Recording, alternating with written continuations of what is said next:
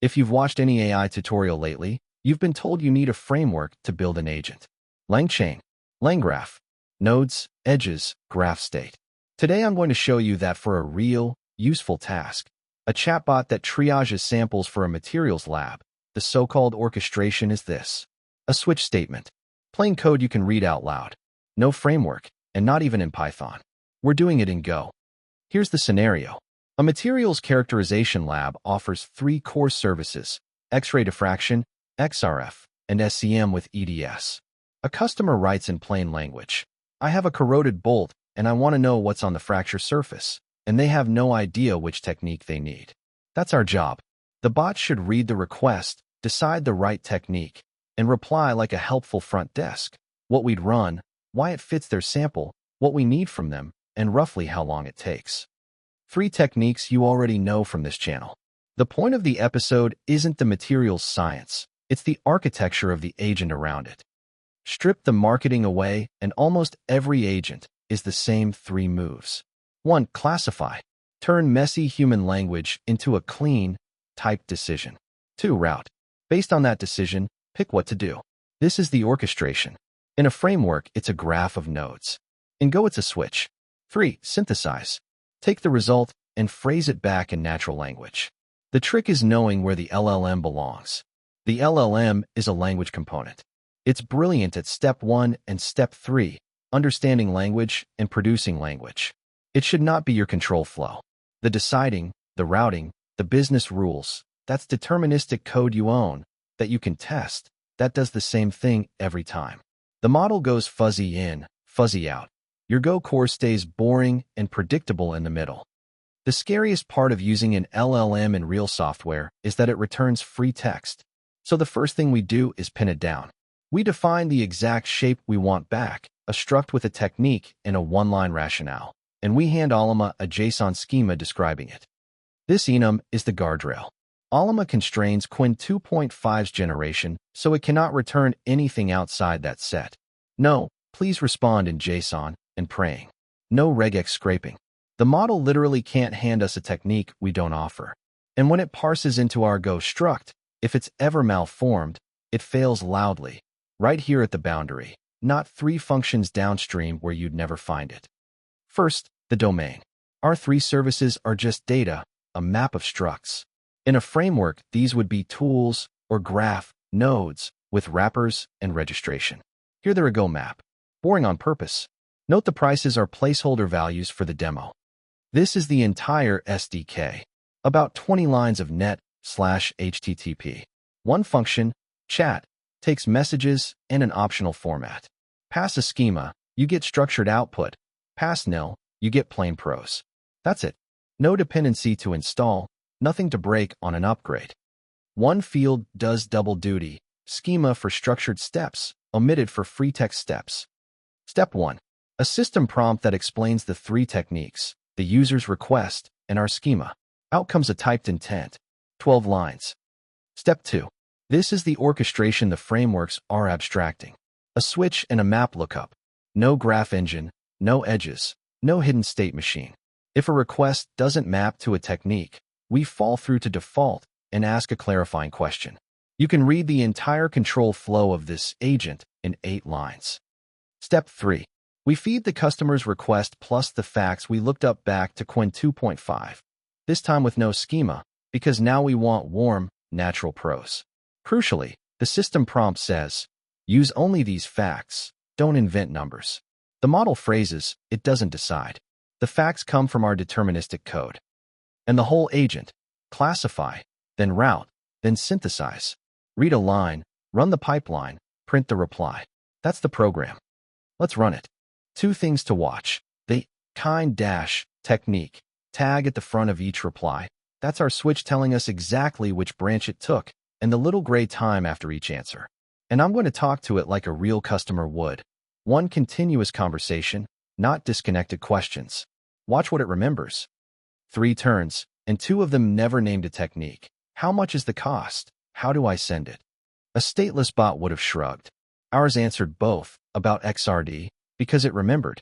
And remember what that memory is in the code, not a framework, not a vector store. It's one field on a struct that we pass along. That's it. And it's not stuck on the first answer.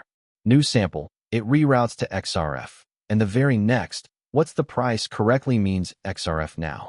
The context moves with the conversation because updating that one struct field is the whole mechanism.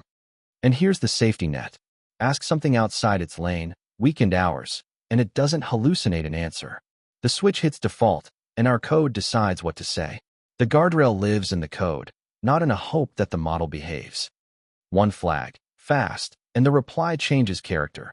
No warm paragraph, just the facts straight from our catalog, and it comes back in about half the time. Why half? Because I just switched off the second model call, which is the perfect place to talk about where all that time actually goes. So why go for something the whole internet does in Python? For reasons, and they're all about running this in the real world, not in a notebook. One binary. Go build, and you get a single static file. Copy it to a VPS, run it. No Python on the server, no virtual env, no pip install resolving dependencies at 2 a.m. when a subdependency broke. 2. Types exactly where it hurts. The dangerous boundary in any LLM app is where the model's fuzzy output meets your code. Go forces that boundary into a struct. Malformed output fails at unmarshal immediately with a clear error, not silently, deep in your logic. 3. Concurrency is free. Turning this REPL into a web service that handles many lab inquiries at once is net/http plus routines. No async/await ceremony, no guild to fight. 4. Almost no dependencies. Our entire AI SDK was 20 lines of standard library. Small supply chain surface. Nothing to churn under you. To be fair, frameworks like LangGraph earn their place.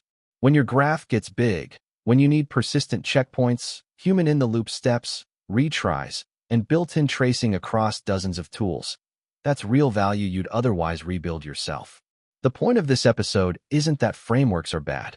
It's that you should be able to see the irreducible core, classify, route, synthesize, so you actually understand what a framework would be doing for you. Reach for one when the complexity earns it, not by default. I didn't plan this, but those 3 runs are a clean little experiment, and they pull apart the 2 things that actually drive latency. Compare the first 2 rows. Same 2 calls, only the model changed. 7B down to 3B bought me about 9.5 seconds. That's lever 1, model size. Now compare the bottom 2. Same 3B model, but fast drops the second LLM call, the synthesis pass. That's another 12 seconds. That's lever 2. How many times you call the model per turn. And the 9.3 seconds that's left? That's the lone classification call. On CPU, most of that isn't even generating the answer. It's the model reading my long system prompt every turn. Shorten the prompt, the number drops. One important caveat, and it's a lesson in itself, these are CPU numbers. I've got an RTX 5070 in this laptop, but Ollama isn't touching it. I'm on the open source graphics driver, which gives me Vulkan but not CUDA, and Ollama's fast path for NVIDIA is CUDA. One command tells you the truth, Ollama PS. If the processor column says 100% CPU, your GPU is asleep. So before you blame your model or your code for being slow, check that your GPU is actually in the loop. With CUDA on a card like this, every number in that table would collapse toward a fraction of a second. Which raises the real question, should routing use the model at all? In my production lab bot, the router is plain Go, no LLM call in the hot path, and it answers in well under a second. The rule comes straight from the business. If a customer doesn't name an instrument, they're treated as an industry client who needs a consultative meeting to scope the problem. The ones who name a technique are usually academic and just want the service and a price. That's a string check, microseconds. This MWE instead routes with the LLM, which is more forgiving of messy, free-form phrasing but costs you a model call. Neither is correct. They're 2 points on the same curve. Rule-based is fast and cheap and rigid. LLM-based is flexible and slow and pricier. Let your business logic pick the point, not whatever's trending. This is a minimal working example, deliberately. The production version for a real lab adds a few layers, and I'll cover those in a follow-up.